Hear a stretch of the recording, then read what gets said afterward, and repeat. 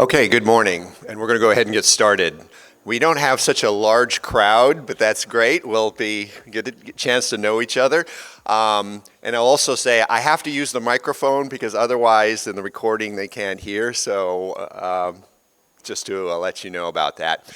My name is Michael Schatz. I'm a professor at the Georgia Institute of Technology, that's Georgia Tech in Atlanta, Georgia in the US. And I'm also a fellow in a center there called the Center for Deliberate Innovation. And a number of you filled out a form in advance to sign up for this, and thanks for doing that. If you didn't do it, that's fine too. I'm happy to have all you here today participating in this workshop. But in looking through the survey that people filled out, I noticed we have quite a diverse crowd. We have people who are founders, we have educators, a lot of educators here. People are trying to develop ecosystems. And the thing I'm hoping for each of you to take away from this workshop, that regardless of how you fit in this world of entrepreneurship, each of you are trying to make some change happen in some way in this world.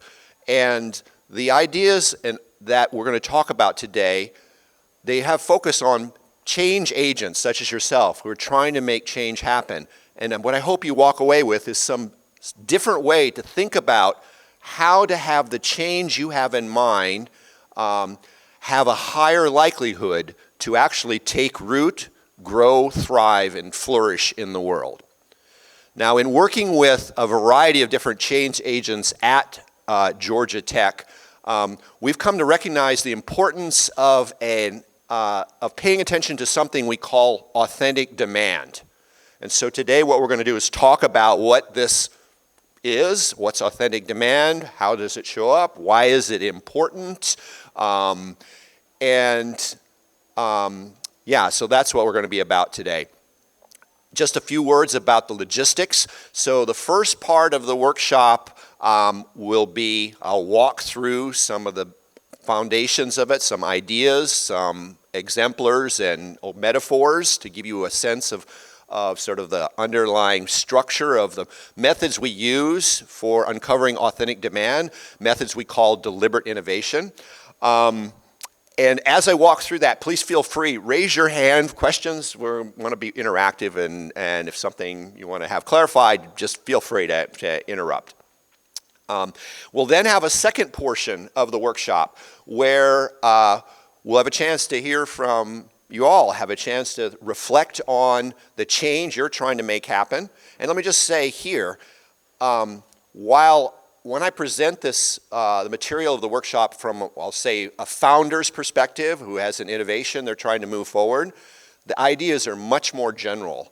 As I mentioned, if you have some project or change you want to make happen, then those ideas apply there. So have in mind your project, your change that you're trying to make happen, and we'll share that. You'll have you reflect, share that with each other and with all of us. And the idea there is to try to apply some of the things we talk about in the first part to that change that you're trying to make happen. And then in the last part, I have a few stories to tell you about people who we've worked with, founders who started small and have taken their change they had in mind, brought it into the world, and have met with great success. Those are useful to hear about because you can see kind of a little bit about the twists and turns that they encountered while they're applying these ideas of deliberate innovation and such. Okay, so that's our game plan. Any questions before we get started? Okay, let's just jump right into it. Okay, so let me just say, just briefly, kind of give you a sense about the center before we actually get into the actual content. So we've worked with a number of different startups, starting with small teams, 1, 2, 3-person teams. We've also worked with innovation teams at large corporations, and even beyond the business world. We've worked with teams who are trying to bring forward say, innovations in the context of education. So one of the stories I'll have to tell you is one of my colleagues at Georgia Tech in an innovation that she brought into the world around helping students at first, but really any group of people who work together in teams and help them manage and become more effective in the dynamics that happen in teams to be able to move forward. So I'll tell you a little bit about that. Just a little bit about, we'll say, outcomes from the center. So it's been at Georgia Tech for a number of years, worked with just in the context of small startups, more than 70 different startups, and some measure of outcomes. In aggregate, these startups have attracted hundreds of millions of dollars in investment, and today, in aggregate, have a market cap north of $2 billion. So take that for what it's worth. There have been successes. The founders have been wildly successful, others less so, but in general, this is just at least some measure of outcomes that of people who have worked with us through the center. The center was founded by a colleague of mine, Professor Merrick First at the Georgia Tech, and Merrick he's a computer scientist. He's been a founder in a number of different startups, and when he was at Carnegie Mellon, and then later at Berkeley, and then coming to Georgia Tech. And he and some of his colleagues have just recently, our colleagues, have written a book that will go into greater detail about the methods and concepts and ideas that we'll discuss here today. So there's a way you can dig into that in more depth. The book's available on Amazon.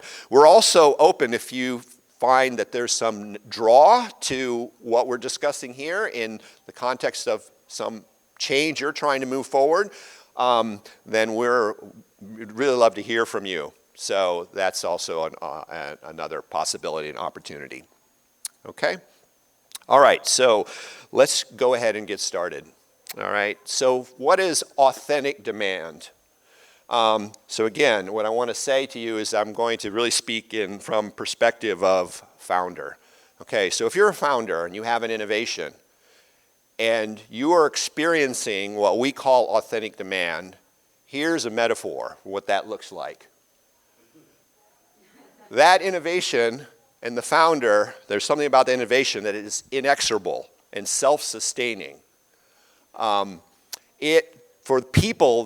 For a sufficiently large number of people, it has a draw. It organizes their behavior. So the way that shows up is the founders, are getting unsolicited texts and calls, asking how to get access to their innovation. If the founder has physical space, people are lining up in front of their space before it opens to try to gain access. When founders meet with others, those others don't let them leave their office until the founder tells them how they can get access to the innovation or lets them make a payment toward getting access. In short, what founders who have an innovation experience authentic demand experience is they experience more demand than they can handle. There's another way this shows up. The founder and the innovation have found a way to become of value to a sufficiently large number of people. Another way to say this, the innovation, or I should say the people that they've become of value to, for those people, they become non-indifferent to the presence of that innovation in their lives. So when all these qualities show up, more demand you can handle, innovator become of value, all these sorts of things, non-indifference on the part of people that they are taking an interest in, underlying all that is something we call authentic demand. Okay, now unfortunately for many founders or many folks, and I've been in this situation trying to bring about change, there's a different sort of experience, and it looks something like this. a founder or innovator is putting all sorts of time and money and effort in doing all kinds of things. For example, they're trying to develop the technology. They're trying to work to put together and bring together the right people on the team, the leadership. They are beating the street, knocking on doors, trying to attract funding for their efforts. They're working hard to put together and devise sales and marketing campaigns. All these sorts of things, and don't get me wrong, these are all good and important things. But somehow they're kind of, I would say, dancing around the issue of demand. In fact, what they actually are trying to do here, they're not directly going at it, but they're doing it in a sort of indirect way, is they're trying to create demand. And that's problematic, okay? So what is it that is being missed by not going right at that? What's being missed is that the innovator is missing a way in which they're getting behavior change on the part of a sufficiently large number of people, right? And what is that behavior change they need? To put it bluntly, they need to have behavior change such that they now become of value, such that the sufficiently large number of people go from being indifferent to non-indifferent. And to put it even more sort of bluntly, they want a sufficiently large number of people to go from not buying to buying, okay? Now, you might say, and we have people who are very experienced in the world of business and entrepreneurship here, you might say, obviously, you need to have a sufficiently large number of people to go from not buying to buying.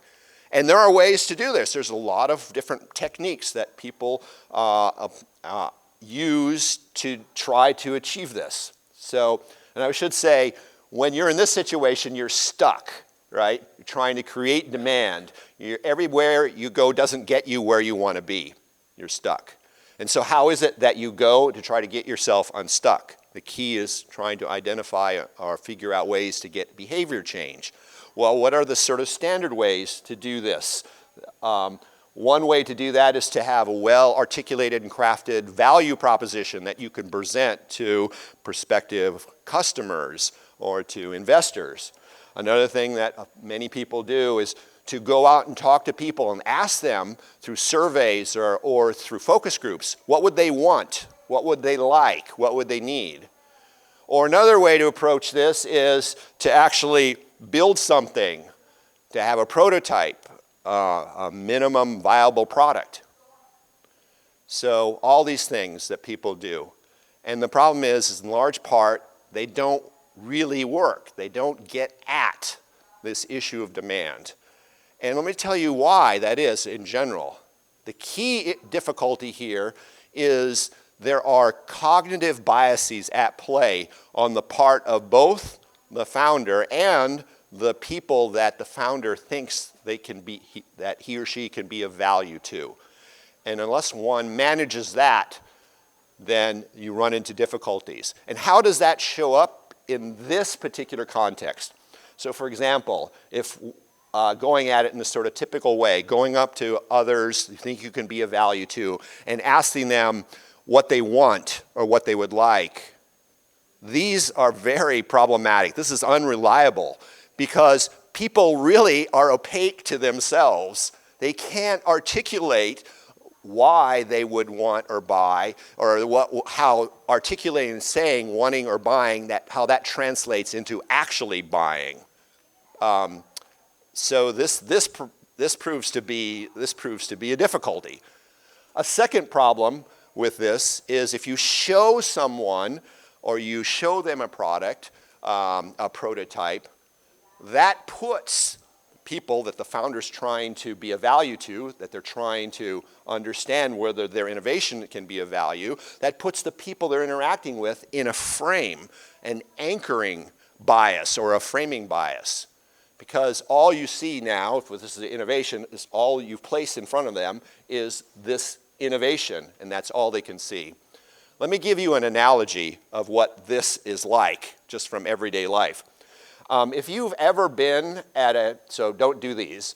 If you've ever been in a public location where they've played music, an elevator, or a restaurant, or maybe a mall, and then afterwards you walk out of that venue, and all you have in your head is that song, right? This happens to my wife. When I'm at home, sometimes I'll play something odd like 70s disco. She gets very angry at me because the rest of the day she has that song in her head. Well, did she want to hear that song? No. And in general, maybe or maybe not, when you hear a piece of music, it sticks in your head and it was something that you would like to hear, wanted to hear, but maybe not. The fact of the matter is that the fact that you had that song presented to you, puts you in a particular frame, a particular anchoring of setting. And if innovators do something when they show their products in trying to gather data about whether that product can actually be in the world in a self-sustaining way, that sort of approach obscures and distorts the kind of information they can gather. So those are some of the difficulties. So how is it that we might think about doing things differently? So at the Center for Deliberate Innovation, for getting unstuck, to trying to see how you can get this behavior change from indifference to non-indifference, there are a couple of key things that we pay attention to.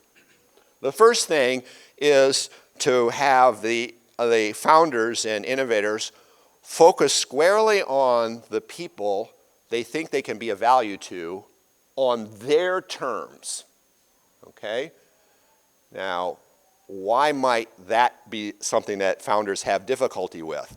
Well, here's what founders typically, when we run into having founders coming into the center, what they have is on their minds, their innovation. They can see how that innovation can be in the world, solving a problem for this group of people that they think they can be of value to.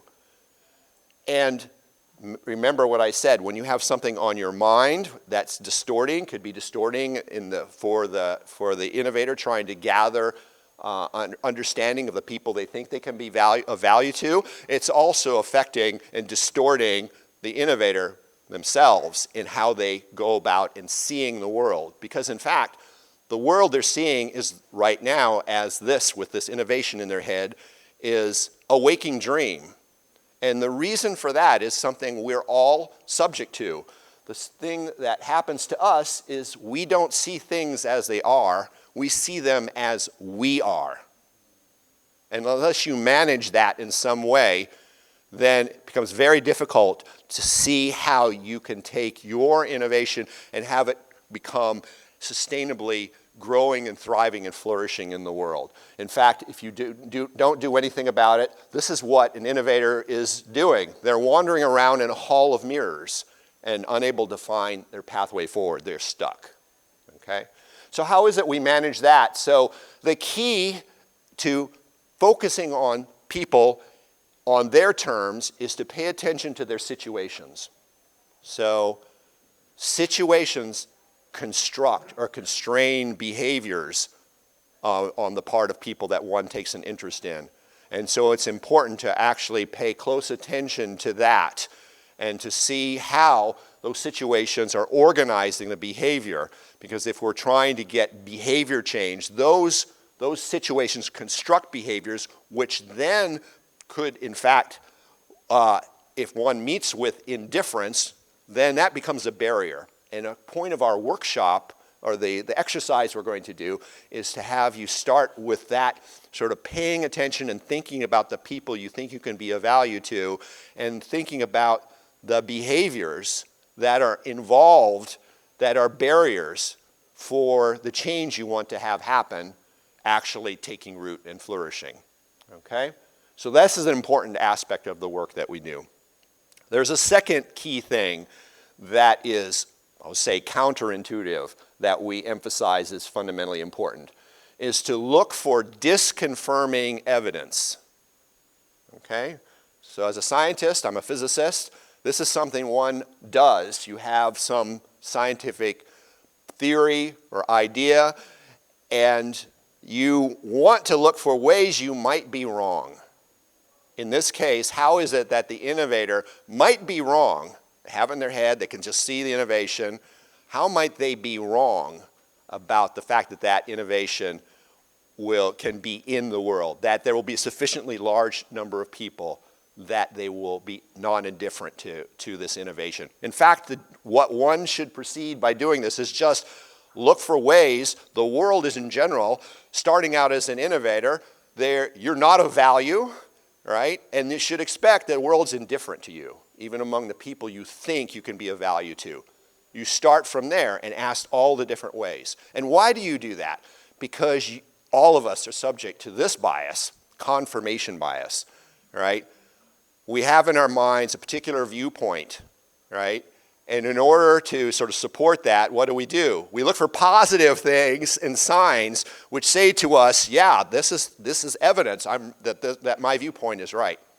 Unfortunately, there's a very salient example of this in the United States. I'm an 81-year-old president, and I am asserting the viewpoint that I have no cognitive decline. And what do I tell you to do? Watch me. Watch how I act and look for all the positive ways which show there's no cognitive decline. And when I mix up the names of the president of Russia and the president of Ukraine, well, I special case that. I had a bad night. I have to pace myself. All of us do this sort of thing. This is our natural tendency to look for positive evidence. And that, on the part of a founder or innovator, will cause one to special case, to neglect, to overlook those pieces of evidence which could really be fatal to having that innovation take root. And if you don't discover that until you've spent a lot of time, money, and effort, then that's been a terrible waste. So that's why it's super important to get that information and deal with that up front, early on. So what is the stance you want to take?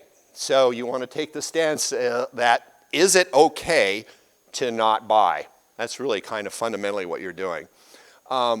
There's I'll call it an artistic way to think about this. Again, another analogy and a metaphor. What you're doing is you're kind of working in a negative space in the way that it's said that Michelangelo created sculpture. It's said that Michelangelo would start with a block of stone or marble, and he would pay attention to those pieces of that raw stone that were not part of the art piece. And he would take and remove those, set those aside, no longer pay attention to that, and keep doing that in this iterative way, continually focusing on the pieces of stone that are not part of the art piece. Remove those, stop paying attention to those. And at some point, one gets to the point where it's no longer possible to find pieces of stone that are not part of the art piece, and the sculpture is complete. That's the way we have in mind for innovators to work when they're working on their work of art, the innovation. Looking for all those different ways in which the world, or in which the people they think they can be of value to, are indifferent to the innovation as it's currently construed. Find that early on, and then change. So change, which includes behavior change on the part of the innovator. That is, the innovator has to reconceive or pivot in some way about the way this innovation can sit in the world, and iterate and do that.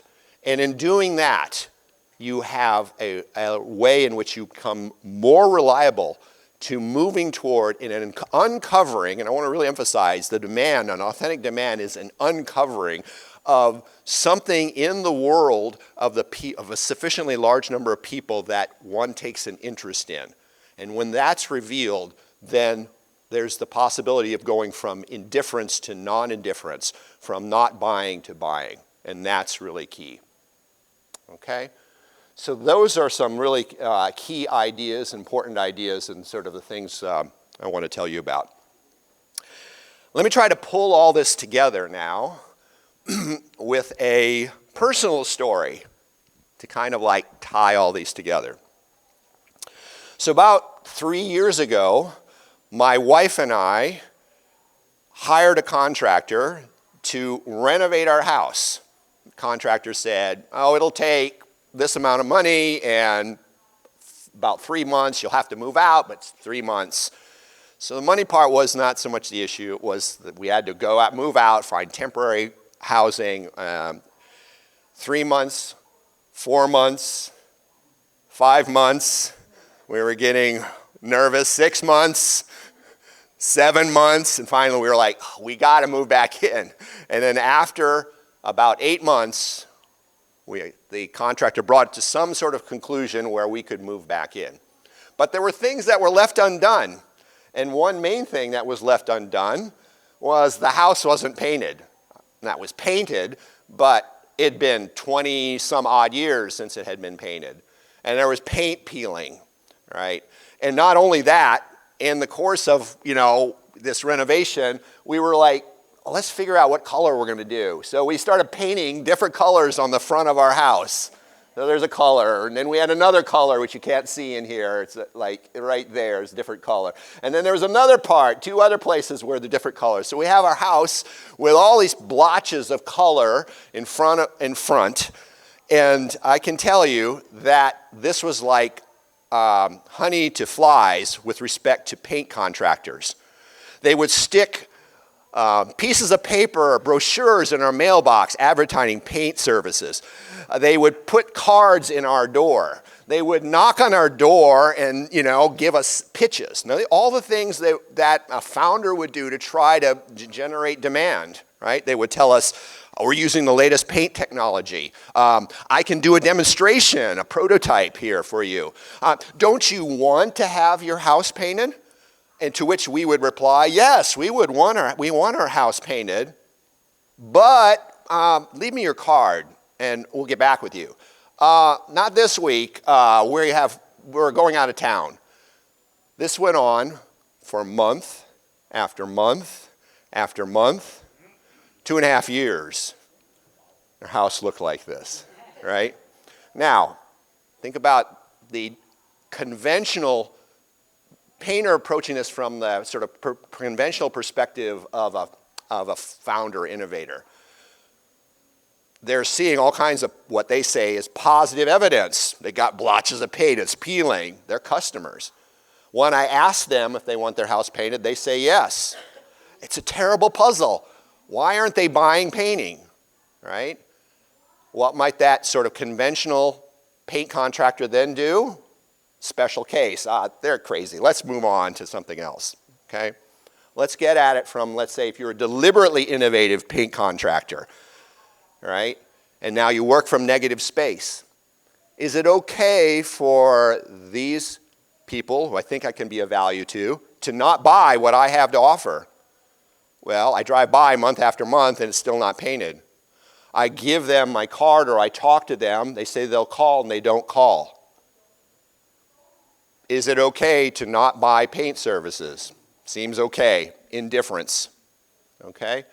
And now, instead of walking away, here's something that's really useful to do, is to say, this is really puzzling, right? Looks like they should be people wanting their house painted. Why is that? What's going on here?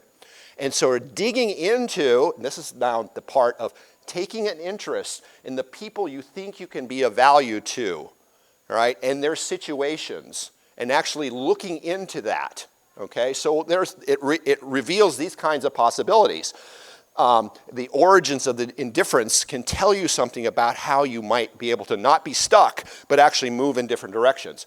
One thing it can tell you is you're just wrong about who you think your customers are. And I can't tell you, we have smart founders, capable founders. They have, seems like the right team, the expertise. They're sure who their customers are. They're absolutely sure. And I can't tell you how many times they were simply wrong. And so it's important to discover that early on, rather than like trying to build the thing and try to show the thing and like all this effort, right? Get this off the table, the issue of whether they're actually, am I wrong working in negative space? Is it possible they're not customers? Are they indifferent? And I'll give you some examples of stories I'll have to tell where this actually shows up. There's another thing that can be happening here. So in this instance, the deliberately innovative paint contractor has some inkling that those folks are customers, right? They're paint peeling, blotches, but they may not be customers now. They may eventually be customers. Well, in some sense, that doesn't do you any good because people can remain indifferent longer than a founder can remain solvent. Okay? So, but what one can do is actually dig into the situations. What are the barriers? Because oftentimes when people are indifferent, there's something about their situations which construct or constrain behaviors, and those behaviors show up as signals of barriers to the way they can change. Okay? So how does one dig into that? Well, look at, when I say behaviors, I mean something very specific. That is, you're looking at something that's observable that happens at a particular time in a particular place. Okay? And you're looking to see, for example, on the part of others, what are they doing or not doing that might be getting in the way of having in the way of, or having them to have behavior change go from indifference to non-indifference. There's also the part on yourself as the founder. What is it that you're doing or not doing that might be getting in the way of the change that needs to happen in order to go from indifference to non-indifference, from not buying to buying, from trying to create demand to authentic demand.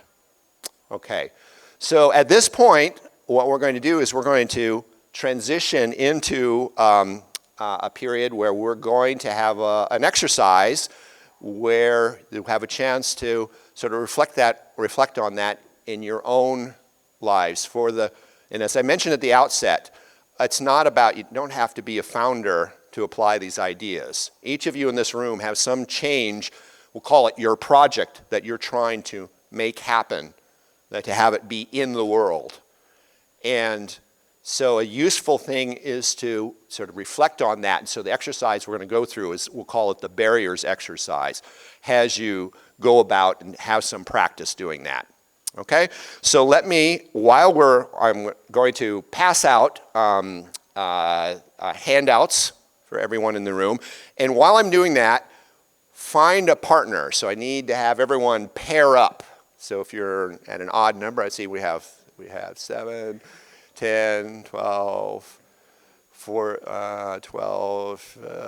17, 18, 19, 20, 21, 22. I think we're good. We have 22 people. So if you're not with a partner, partner means we want to be 2 by 2, please. I know you want to be by 3, but okay, please find somebody you don't know. This is an exercise. Partnering up is a good thing. Okay, and I'm going to pass out these forms, and then I will give you some instructions on how to proceed with this.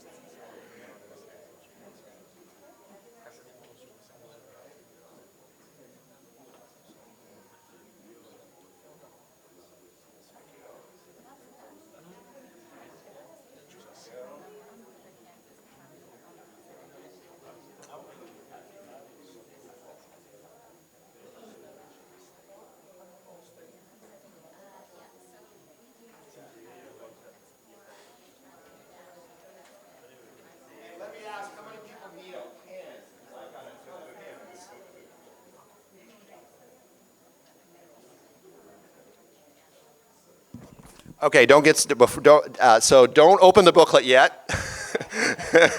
I have to give you some. We're going to step through this. Who all needs a pen? There you go. Red pens. So this is what I use to correct my students' papers. Red pen. Oh, you need. Okay, just a sec. Okay. Anybody else need a pen? Okay. I'm going to come back here with a couple more handouts. Okay, so here's the exercise. So in your teams, I want you to decide who's one and who is two. That doesn't mean you're first or second. I just need to distinguish in your group of two who's one or who's two. So have that discussion, hash it out. All right, now I want all the number ones to raise their hand. Okay. All right, and all the twos raise their hand. Okay. Do we have kind of, let's see, so you guys, yes. Do you need a partner? Okay. Oh, she stepped out. Okay, very good. All right. All right, so the way this is going to work, I'm going to refer to ones and twos. So the first part is just dealing with the front. Okay, we're going to do this in silence. So you want to write your name. You want to write what is the change you're trying to make happen. We'll call it the project. Okay. And then we're going to say, who is it that you have in mind that you can be of value to? That is, who are the people you envision will be impacted by your project? And then you write a little bit about that, say a little bit about that, okay? And write that. So we're going to take a little bit of time just to do that. And then what we're going to then do is we're going to go into a stage where we exchange and then you talk to your partner. So it's good if you're not sitting with somebody you know, that way you can actually explain who the people, your partner's project. But if you know each other, then maybe you can say a little bit more in detail about what you guys have in mind, okay? So let's do that portion right now. So no, the way you were trying to do is you're doing this individually. Good question. Everybody fills out for their own project, right? Each person has some change in mind, yes. And you're trying to you need a pen, yes. You're trying to do this for your own project, right? So everybody responds or fills this front page out. Okay, and we'll take a few minutes to do that. Any questions? Okay.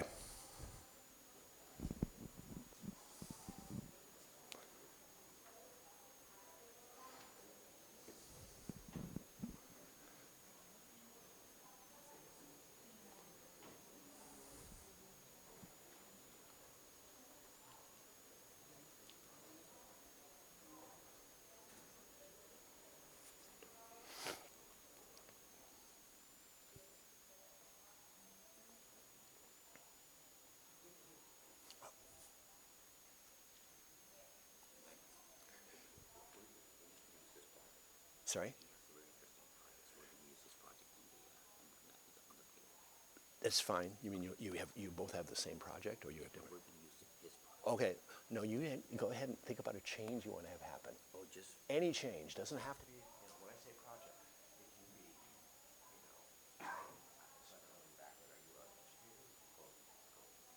Okay. So you have in mind there's something you want to have happen to be sort of more effective coach, or something you have in mind is something. That's the kind of thing I need by a project. Who is the people you're taking an interest in, and how to describe it. So these methods apply very broadly, not just trying to be found a business.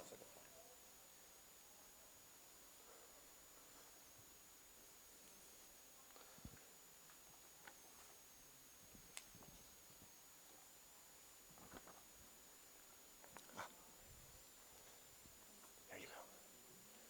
So the first part of it is just name. What's the change you're trying to make happen? Who are the people that you're trying to be of value to? And just say a little bit about the project, and then we'll go to the next part. Yep. And do you have a pen? Yes. Okay.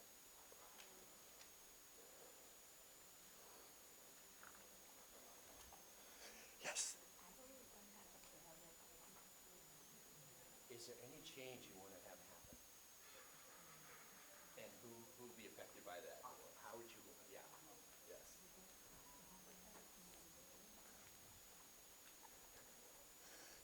There you go. So you're going to fill out your name, the name of your project, the change you want to make happen? I don't know, are you an educator or you're I am a financier.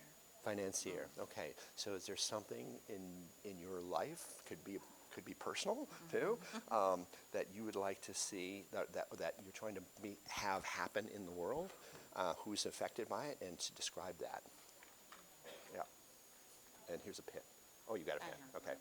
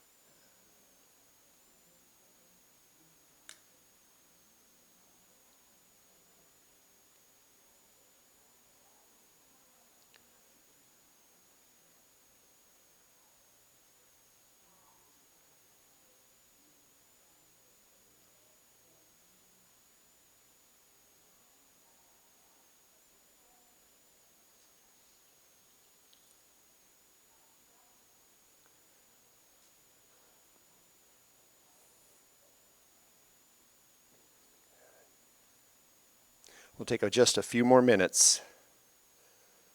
I see most people are finished up.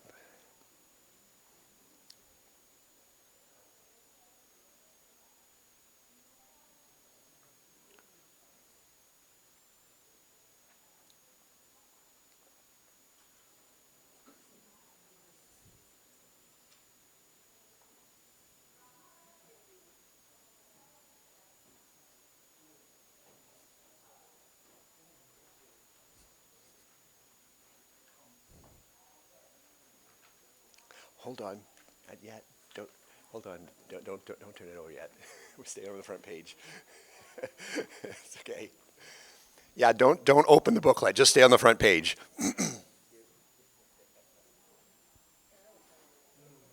Okay, let's finish up. I think everyone's got one last little bit here.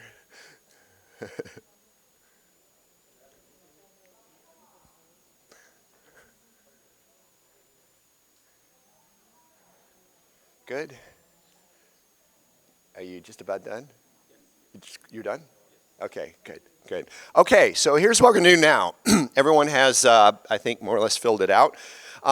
Exchange with your partner. And then we're going to have everyone read their partners, what the partner wrote about the people, the project. We'll just take a little bit of time to look at that briefly in silence. So exchange and just look at what your partner has written.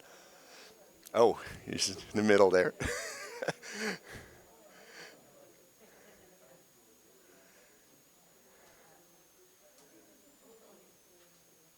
Okay?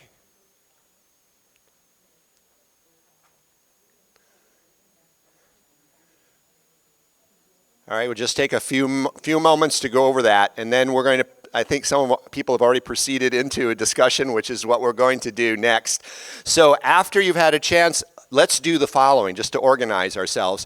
The first conversation you'll have is a conversation about the project of the people who are number one.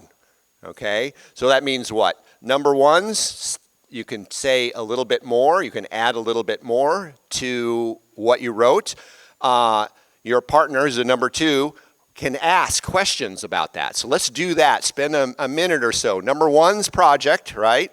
You've exchanged. So number twos are looking at number one's sheet, right? Number twos can ask questions, or number ones can say a little bit more about it. So let's go and do that for a minute or two. We're sharing with each other about that.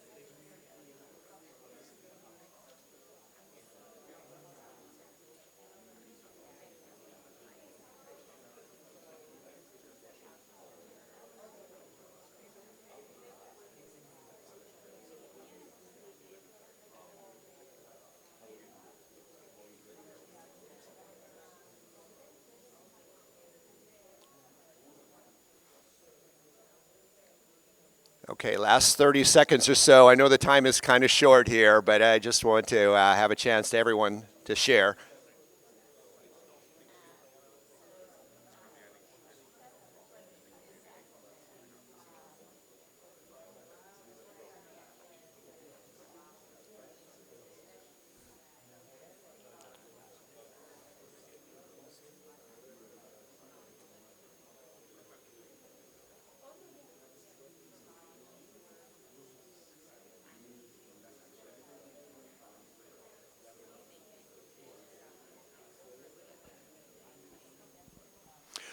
Okay, we're going to now switch, okay? Let's switch. Now we're going to focus on the number twos and their project. And so now folks who are number one can ask questions, and the folks who are number two can add more, talking about their project they have in mind to move forward. Okay? And I'm keeping time to make sure it's equal. We're doing about 2.5 minutes for each one. So we're going to be fair here. So we'll go ahead and start. Switch.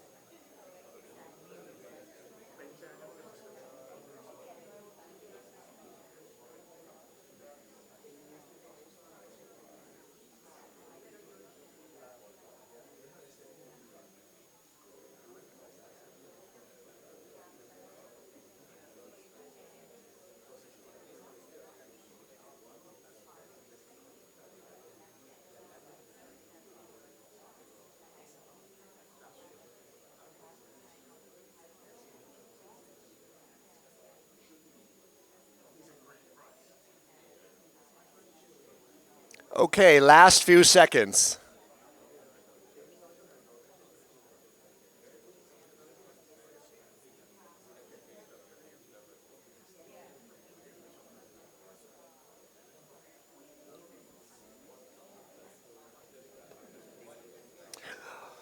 Okay, everyone. Let's return to the group as a whole. Now we're going to move to another stage. The next stage is hand the booklet back to the original owner, okay, and open it up. Open up the booklet. And now the next stage is we're going to do the following. So I remember I had discussed the importance of paying attention to barriers. And again, when we're talking about barriers, we're talking about behaviors is really, in this methodology, important to pay attention to. And what I mean by behaviors, because it's often difficult for us to actually get at what behaviors are. And when we bring the group back together, I'll ask you to sort of share, and we can discuss that, because it's a subtle thing. What I want you to pay attention to is behaviors mean something happening at a particular place at a particular time that you can observe, right? And what type of behaviors? Behaviors that you see are getting in the way of your project moving forward. And there are two sheets, right? The inner part of the booklet has one side. Behaviors could be what others are doing or not doing that are getting in the way. And that means, again, behaviors. And the other side of the booklet is what you're doing or not doing that might be getting in the way of moving your change, your project forward. Okay? So we're going to take some time to do that. Try to put at least one, if you have them, maybe you have none, but at least one in each general category of others and yourself. And it'd be, if you can, one in each category of doing and not doing for yourself and for others. Yes, Jaime, question. Quick question. When we say or when we refer to others, are we talking about competitors or are we talking about... So this is a good question. Jaime asked the question, what do you mean by others? Okay, this is what's really important in this work, which I haven't really discussed very well, but let me just amplify that. In this work, the starting point typically for an innovator is they think the other is the people they think they can be of value to, their customer. But you are touching on something, you have to think more broadly than that. Because I said at the outset that you may be wrong about who you think your customers are. So what we actually do in this methodology, which I won't have time to really dig into, is we look at the situations and we map that. And that includes, for the people you're taking an interest to, what are the relationships they have with others? That's important because that sort of relationships can point to the others that you might need to be talking to who might not be what you thought are the customers, but they are playing a role in the situation and maybe ultimately actually they end up being customers, and examples I will give you. So it's very broad. So in your project, really anyone that you see as an other whose behaviors, what they're doing or not doing, is getting in the way of moving your project forward. It need not be a customer. It could be anyone that you see in that sort of global situation relevant to your innovation or change or project you have in mind. Good question.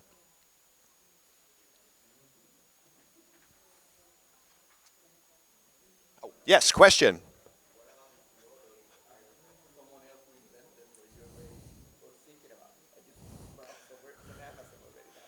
Okay.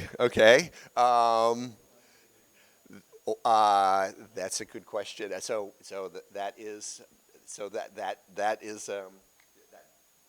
put that down. Okay, put that down.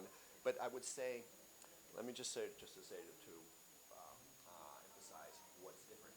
That's an outcome, right? The outcome is there is on Amazon the thing that is actually the innovation you had in mind. That's an outcome. Now, you can dig into that and say something about when I say behaviors. So, what you could like do a post-mortem to say, what was it that prevented you from having your innovation show up on Amazon? Or what were you doing or not doing, or what were others doing or not doing? And sort of dig into that. What it was they're doing or not doing that somehow enabled them to get on Amazon before to have that outcome. But it's like a very specific behavior. They called up and got funding from many they knocked on the doors of venture capitalists to get the funding that enabled them to manufacture. No, it's the behavior, something that happened at observable, happened at a specific time, a specific place. That's the kind of level that you're trying to dig into. Okay? So, yeah. Yes.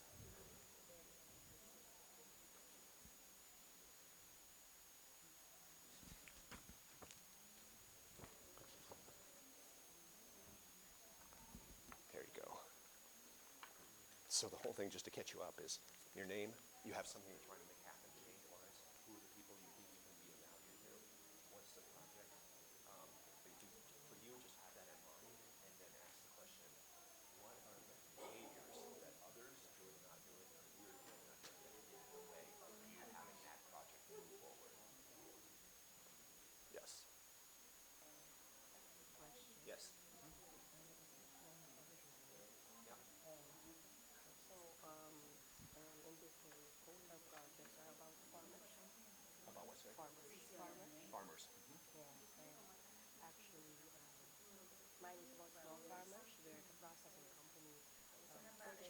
harvest from Yeah. the small farmers Yes. because they have problem accessing market and then process to valuable goods, Yeah. valuable product.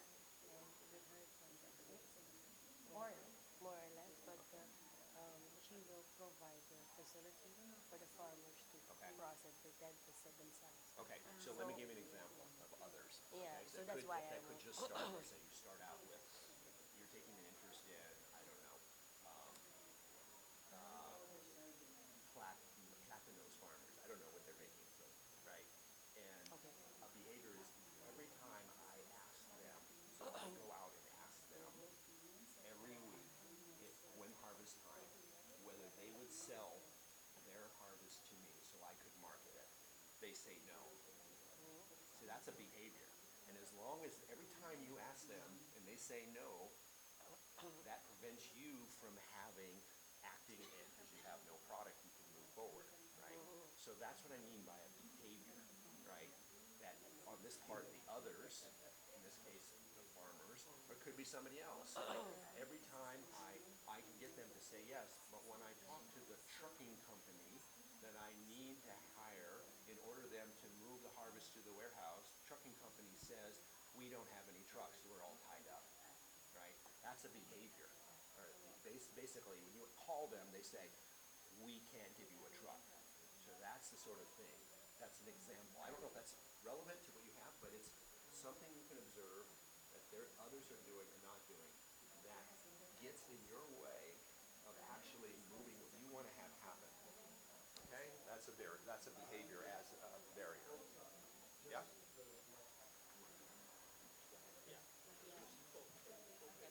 Yep. For clarity, right? So something that we are doing that's a barrier and something that we are not doing This is that others. also. This is others. Oh, yeah, for the same, like, Okay? something that others are doing that is a barrier and something that they are not doing that's also a barrier. Correct. Correct. Right. Like every time, you have, I don't know, you have some startup. I'll just make it up. Like you're an agriculture startup, and every time you are having truckers that you hire pick up the harvest that you need to like store in your warehouse, they don't do that. You know, that's something they're not doing. So that would be, and every time during harvest when I call them up and they say yes, okay, and then they go out and do pick up the delivery or take delivery. That would be a doing or not doing, right? Okay. It would be well, in some sense, I would say, what they are doing is they say yes, and then they follow through. Yeah, so that's the kind of thing you're looking for. Yep.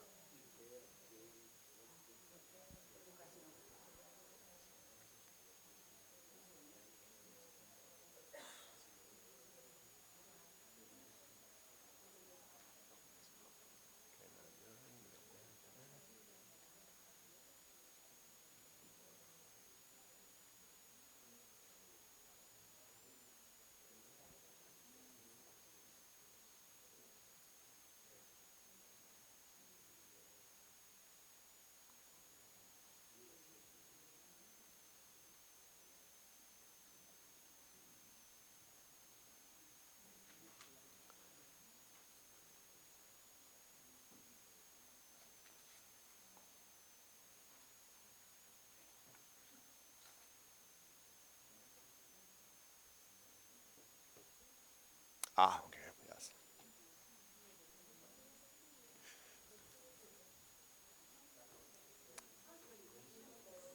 Yes. This is a start. Oh, so basically, I'm starting to create like this marketing plan. Yes. So I don't have everything. I just have the idea and the That's fine. pitch. You don't need more. You don't need more than that. Then, and then the question is who like. So, for example, it might be so I would say, not creating a marketing plan. That's an outcome. That would be an outcome. Let's just say. But let me just say, what you're really digging into is why is that? It's that I don't set and write down on my calendar a specific time to work on the marketing plan because I have to take care of my kids or something. Okay, so that's a behavior, right? That's something observable, happens at a particular time and place. That as long as that keeps happening, you don't calendar, you're not putting a space in the calendar to write your marketing plan, as long as that continues, it's a barrier. So that's what I'm saying, is that's the kind of level of they're trying to get at when you're trying to look at behaviors. Yes, I understand. But I would just want to make sure the reason why you are making the question. So that's what you are trying to prevent. Like, I mean, You're trying to see it. You're trying to see it clearly, and then whether you can do something about it or not, that's a separate thing. But seeing that clearly, rather than I'm going to keep talking about my marketing plan, and you say, oh, my business didn't work because I didn't have a marketing plan. Well, that's sort of like in all this, you have to kind of look at the right level of resolution. This sort of outcome level that hid a lot of behaviors and situations that you found yourself in or others found themselves in, that you say there's an outcome, no marketing plan, but there were behaviors of you or others doing or not doing that got in the way of that happening, which was necessary for you to have the change you wanted to happen to move forward. Okay?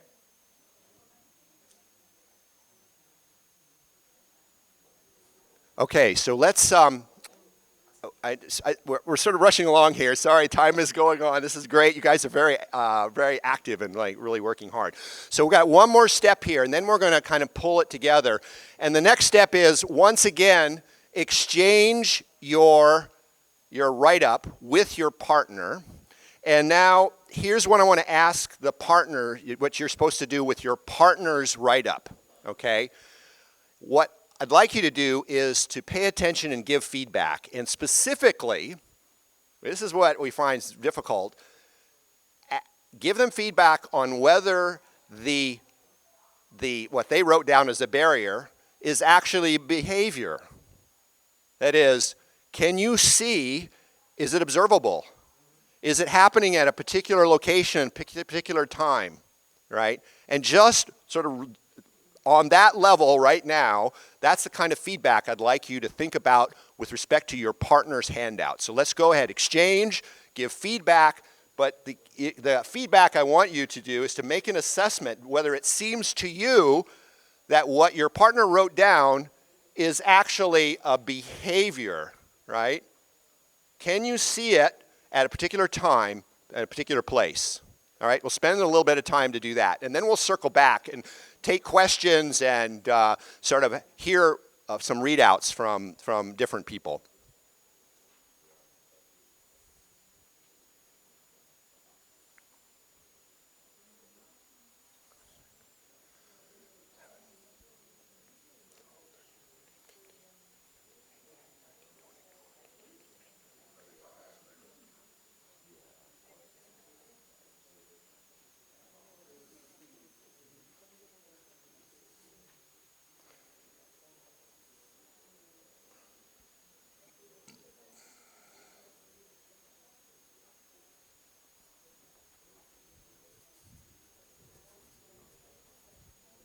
Yep.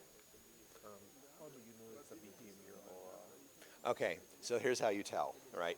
So let me just take this.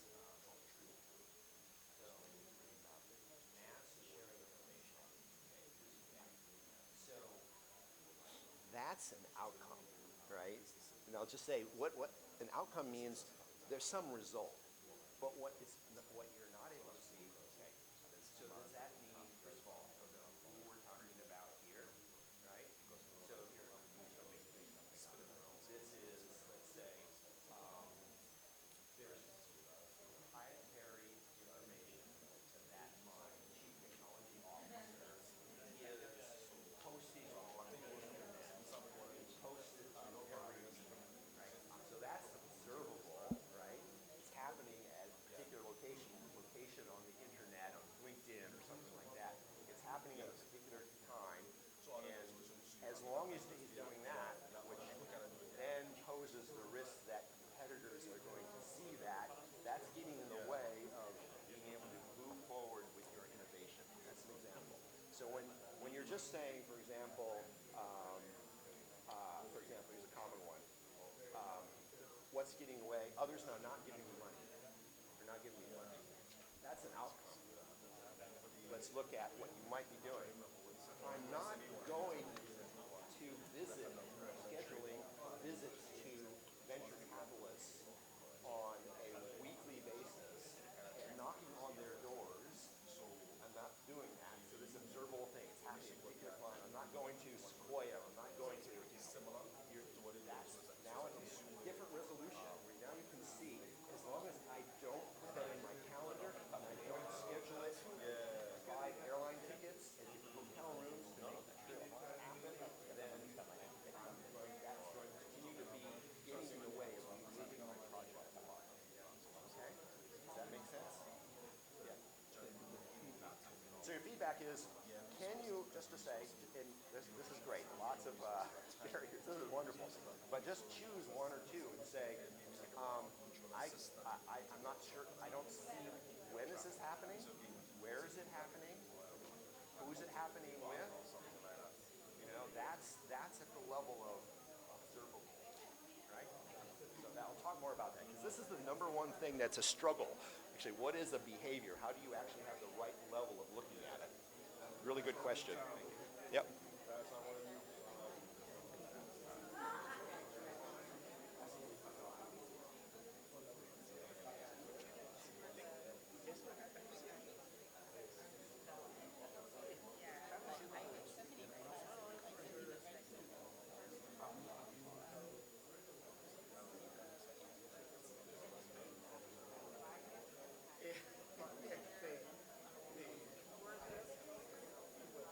Okay, we're just going to take a couple more minutes to finish up. I know I see lots of hard work and there was lots of barriers. Just focus on at least one and ask the question whether you, as a reviewer, for feedback, is this a behavior?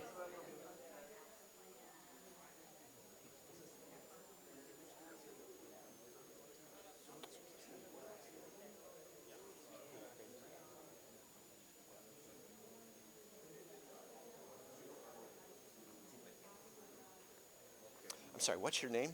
My name is Yoli Mari. I'm sorry? Yoli Mari. Jody Marie? Yoli Mari. Yuli Marie? Yes. Yuli. It's from Swedish, Project Makers.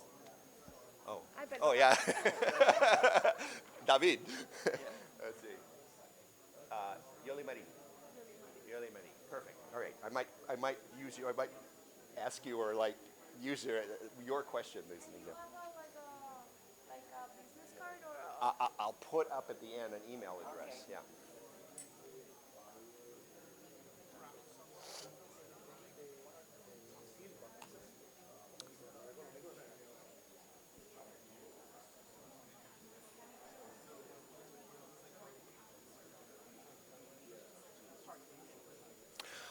Okay, in the last 30 seconds or so, we're going to pull it all back together.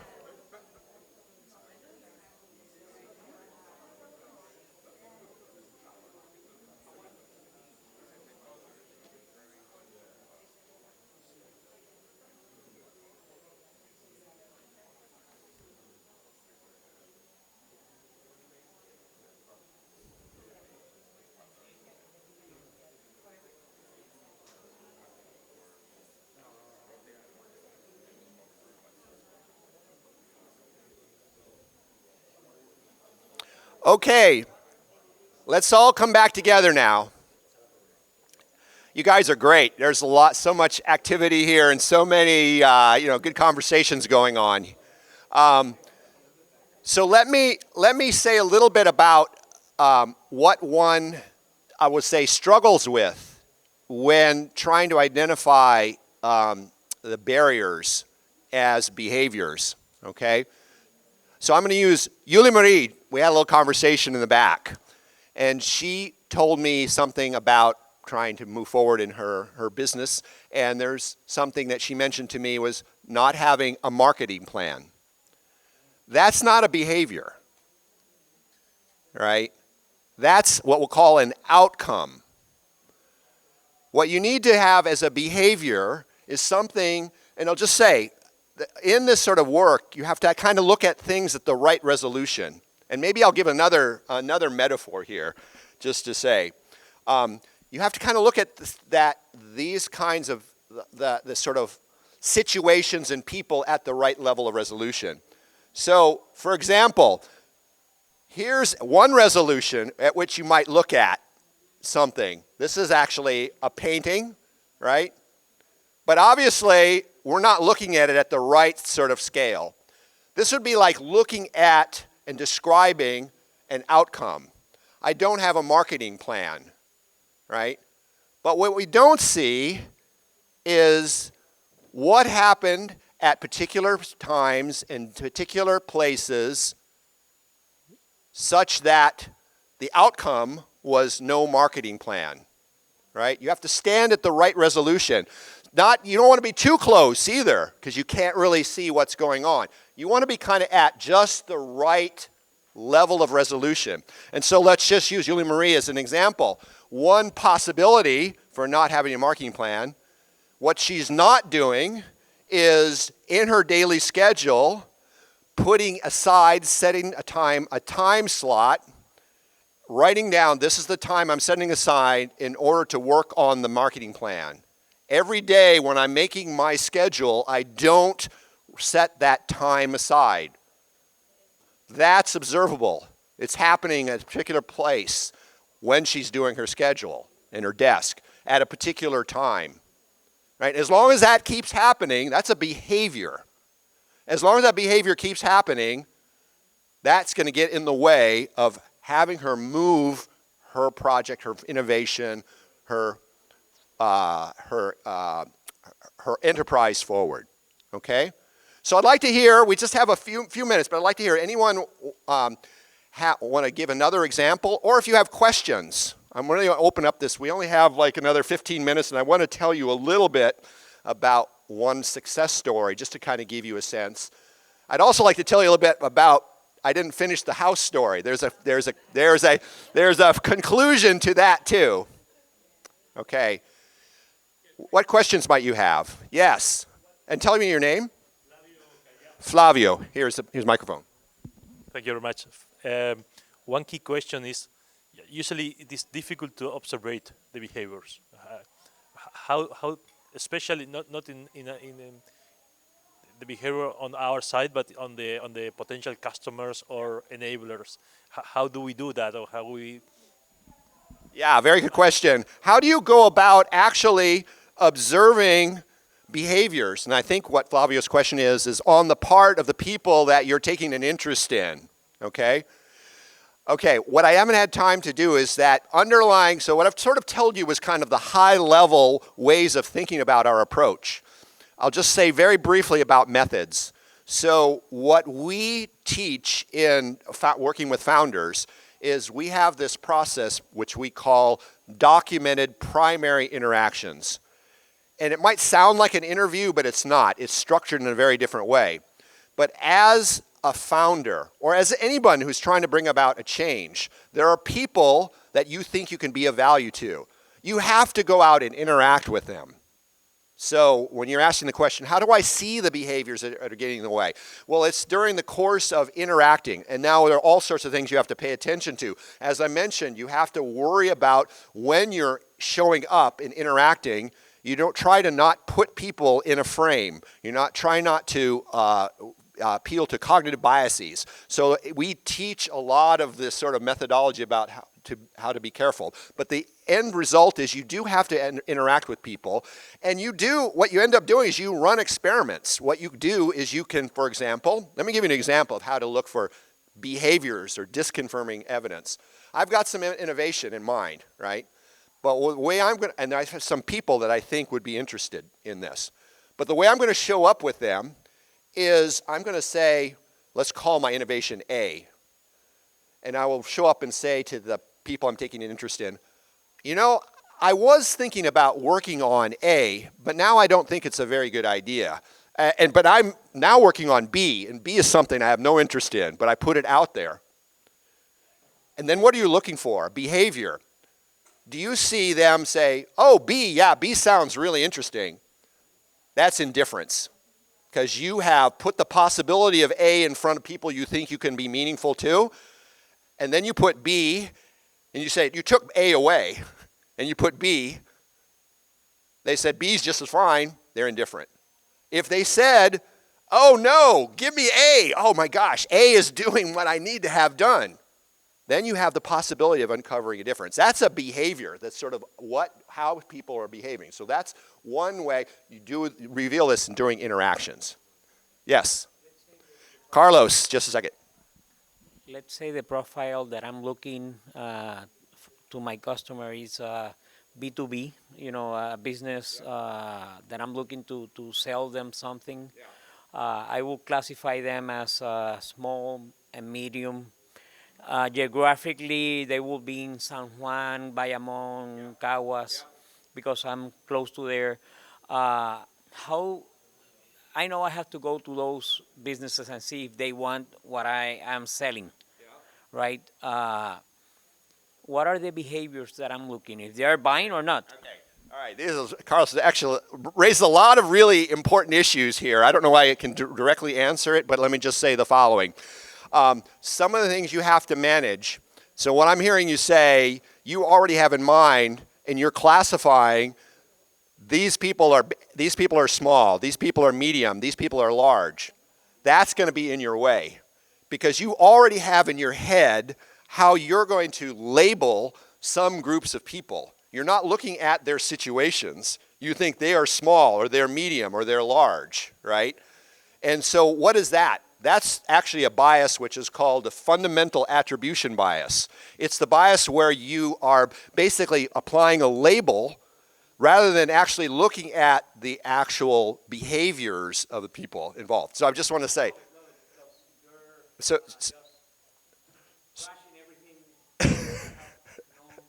yes. Yes. Yes. My first experience in business, I was working for McDonald's in the real estate department, looking for sites for them.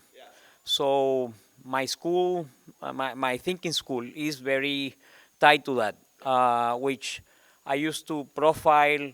Here is the people, here is their demographics, young adults, youth, kids, and in a 3-mile radius, I will look for that income or income level. It was more demographically and things that I could see in a spreadsheet. So if I am doing now McDonald's, should I be going to the area and walk and talk to people, see if they like hamburgers? Yeah. So the short answer. So this is really good example. It's always safer, right? When you put a label on people, their demographics or whatever, that hides when you show up with what you think that will be meaningful to the people. It's not clear that label gives you any information about that. So it's unavoidable that you have to do some type of work, whether you do it remotely, you have to interact in some way. That's unavoidable. But the reason, okay, so that's a lot of work and a lot of effort, but think about the time and money and energy that you save by really digging into that first, rather than creating this, building those sites for McDonald's and creating these, places where and nobody shows up, right? Doing this work up front, there's effort to it. You have to interact. But you are going to be less wrong about whether there's a draw, an authentic demand for what you have in mind. Okay, we're running short of time. I'm sorry that these are great. I'll stay around afterwards. We can talk a bit more. But let me just say a few more words about the corresponding, say, conclusion to the story of the house. Okay, and also then I will spend. Those of you who will have some want to stay, might go run a little bit over. I can tell you at least one of our success stories and kind of give you a sense of how authentic demand was critical for them to become, this will be a business concern, starting from 3 people, became a $500 million market cap company. Okay, so first, the story. So 2.5 years, house looked like this. Within 2 weeks, the house looked like this. Something happened. Situation changed. Let me take any guesses about what changed in the situation over 2 weeks. It got painted, right. But what about the situation in which the customer, potential customer, found themselves such that there was a behavior change? Sorry? Company coming. No, that wasn't it. We had our mother-in-law come in. That was no problem. How neighbors? No, we had neighbors do that. No, it wasn't it? Not money. Money was not an issue. Moving, not an issue. Sorry? Wedding? No, not that. Sorry? Sorry? Change the provider? No, not that. See, this is the secret. Let me just say, this is why the world is so complicated, right? We could sit here thinking deeply about what could possibly give rise to behavior change. But actually, unless you go out in the world to do the interactions and find out, you'll find out the world is way more weird and complicated than that. Here's what happened. We got a letter from our home insurance company. And they said, after careful consideration, we will not be able to renew your home policy. We've been with them for 25 years. And why is that? We regret this decision. What's the reason? There's peeling paint on your house.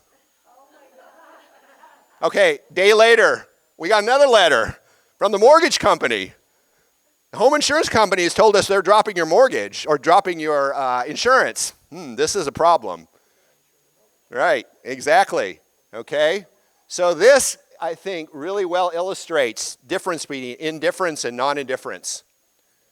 Here's indifference. Okay to not paint the house. Actually, totally okay. 2.5 years. Okay, my wife was on me about it, all this sort of stuff. It was still indifference. How might we articulate non-indifference that could be the basis for a behavior change, an authentic demand? Not okay to not have home insurance. Okay? Totally not obvious. And now let's just say, deliberately innovative painter, they can think, hey, here's a business opportunity. One way they could do this is, I'm going to go to insurance companies. I'll inspect your house. Their houses for you. You don't have to bother with that, and I'll give you a report. Okay, conflict of interest, right? Might be sort of iffy. Here's another way you could, I would say it's more ethical. Walking up to the front door, changing, still a painter, still the same thing, knock, knock, knock. You can say, I notice you have, peeling paint and such. I've been working with some other people in the neighborhood, and they've telling me that, who I've worked for, that they asked me to paint because their insurance company have threatened to drop their home insurance. And I don't know if you're in that situation, but if you ever find yourself in that situation, I'd be happy to help you out. I have experience doing that. See, that taps into an authentic demand. And when you have an authentic demand like that, it's uncovered, right? You didn't generate it. It was homeowner didn't really realize it till they were in that situation. That's really important and key, and that's the kind of work that one needs to do early on in order to uncover authentic demand. Okay. That was a compelling reason to change for the behavior, for the owner house. Yeah. The house owner. Yes. But if that doesn't happen in the same radius of... Okay, so Carl, it's an excellent question. Let me just I know where you're going. Maybe we are weird. We're the only one doing that, right? So as part of doing this, when you uncover what, in this case, clearly a non-indifference, you also have to, in order for it to be actionable, there is a sufficiently large number of people that are in the same situation, right? That's what you really need, because you need a sufficiently large number of people to change behavior in order to go from not buying to buying, because customers do something for you you can't do for yourself. That is, put money in your pocket, right? So that's important to pay attention to. Okay, we're running a little bit over time here. Maybe we'll talk a little bit afterwards. I don't know, Carlos in the back, can we stay a little bit longer? Okay, all right. So I would like to, I'm going to stick around afterwards here. We can talk. But let me just give you very quickly one of our success stories in the context of business that I think you might find interesting. Okay, so here's we worked with an innovator, a startup team called Florence Healthcare. Okay, I don't know if you've heard of them, but let me tell you a little bit about their story. They started out 3-person team, okay? And they had everything that you see, really good founders have at the start.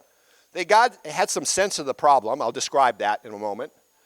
They had a very coherent description of how they could see their innovation addressing that problem. And along with that, they had a very clear idea of who their customers were.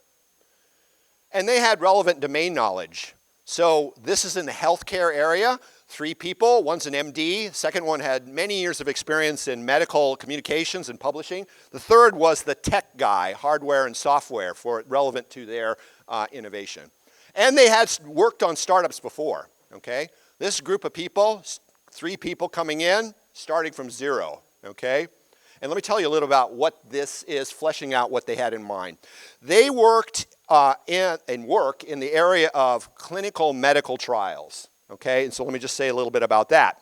So as you know, anytime there is a new medication, drug, device, it must go through a testing process in order to ensure that it's safe and effective in humans, right?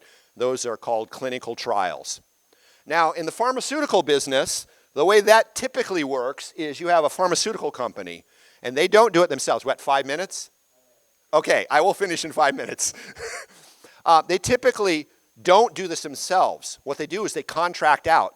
They pay a lot of money to hospitals and medical centers, and the medical centers take charge of the whole process, right? They recruit the patients for the trial. They run the trials. They collect the data, right? And then that data then goes back to the pharmaceutical company. Now, here's the problem as the Florence people perceived it initially. It's common that process of getting the data back to the pharmaceutical company is super slow. What happens is that all this data is accumulating, and it's, there's a bunch of processing that has to happen, and it's often the case, the trials, even early on, one can tell from the early data, it's not going to go anywhere.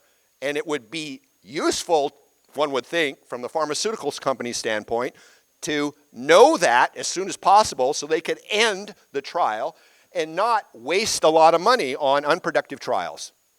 All right? That's the sense of the initial problem. Here's Florence's initial conception of the solution. Our customers are the pharmaceutical company, these guys. And what they could do is what we could do for them is we have hardware and software that we can put together.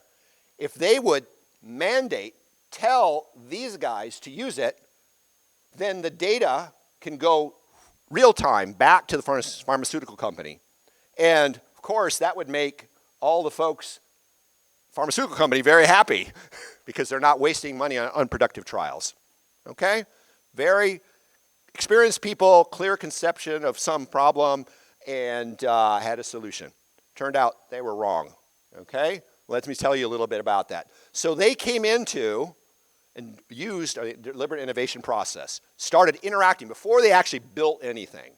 And here's what they had to manage. They had to manage the fact that they had it in their head, but we don't see things as they are. We see them as we are.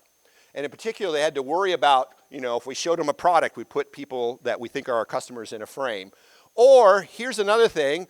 I'm writing here or show here as a founder thinking about a customer. That's a label. They're labeling people they think is the customer without actually checking whether there is non-indifference, right? That's called fundamental attribution bias. You have a label on that, okay? So instead they did this. They went to look for disconfirming evidence. Okay, what did they do? So they interacted using these methods I mentioned, documented primary interactions, to interact with personnel in charge at pharmaceutical companies in charge of trials. And said, is it a problem your data is slow coming back from the trials? And what they heard was, that's the way it is. That's really interesting. And then they said, well, you know what we could do? We could speed that up if you just mandated it to the clinical trial medical centers to use hardware, software. They said, we don't do that. They pushed back. And they tried all sorts of different ways of addressing or trying to test. And everywhere they went, they met with indifference. Okay for the farmers to not buy from Florence. Farmers are not customers.